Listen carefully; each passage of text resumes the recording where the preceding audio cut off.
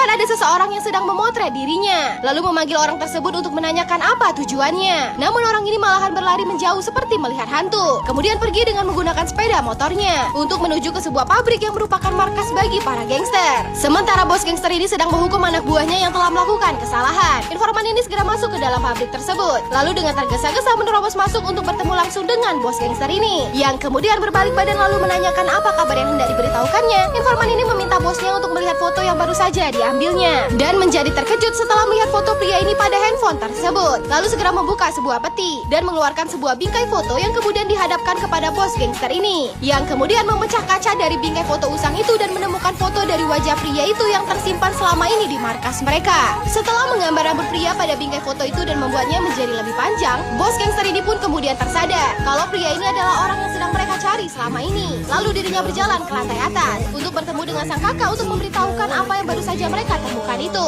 Tangan kanannya menanyakan, berapa orang yang harus kita bawa untuk menghabisi pria itu? Cukup 4 orang saja, jika orang itu adalah orang biasa. Namun jika pria itu adalah Leo yang masih hidup, maka kita harus menggerahkan seluruh kekuatan untuk menghabisinya. Dan tanpa berlama lagi, puluhan mobil segera diberangkatkan untuk menuju ke sebuah desa di mana pria itu tinggal. Sementara pria ini dengan sangat serius mempersiapkan diri dengan membuat banyak senjata di garasinya dan melanjutkan hidup bahagia bersama keluarganya seolah tak terjadi apa-apa. Pria ini tetap bekerja dengan usaha kafe miliknya. Namun pegawainya melaporkan kalau ada seorang wanita mencurigakan yang selalu memandangi pria ini dari tempat duduknya. Dan juga ada seorang pria tua yang mencurigakan yang duduk di area luar kafe dan hanya duduk diam tanpa memesan apapun. Pria ini segera keluar untuk mendatangi pria tua tersebut untuk menanyakan apa yang dirinya hendak pesan di kafe miliknya ini. Namun pria tua itu ternyata adalah bos gangster ini yang dengan sengaja datang untuk bertemu langsung dengan dirinya, lalu memesan secangkir kopi yang kemudian dibuatkan oleh pria ini langsung dan diantarkannya sendiri. Melihat pria ini di hadapannya, bos gangster ini membayangkan orang lain, lalu memanggil namanya dengan panggilan Leo, membuat pria ini menjadi kebingungan karena dirinya bernama Partiban dan bukanlah Leo seperti yang pelanggannya ini kira. Ketika pria ini hendak pergi, bos gangster ini mengeluarkan sebuah kotak rokok, lalu menanyakan apakah dirinya ingat dengan merek rokok ini. Yang dijawab pria ini kalau dirinya tidaklah merokok dan tidak tahu dengan merek rokok tersebut, yang kemudian dijelaskan oleh bos gangster ini kalau rokok ini telah dicampur dengan obat terlarang yang mana rokok ini telah dirimu ciptakan di pabrik mereka, sehingga membuat merek mereka ini semakin terkenal. Namun pria ini tetap menyangkal semua cerita tersebut, lalu menegaskan kepadanya kalau diriku selama ini sudah mengalami banyak masalah dalam hidup dan meminta pria tua ini untuk tidak membuat masalah hidupnya menjadi semakin rumit. Bos gangster ini mengeluarkan minuman keras dan akan meminumnya, namun dilarang oleh pria ini yang mengatakan minuman keras dilarang di kafe miliknya, membuat bos gangster ini menjadi tertawa terbahak mendengar perkataan pria ini, lalu segera bergegas berjalan keluar dan terus tertawa lepas dengan dikawal oleh banyak anak buahnya. Lalu segera pergi dari sana kemudian memandang pria ini dan seolah berkata kalau diri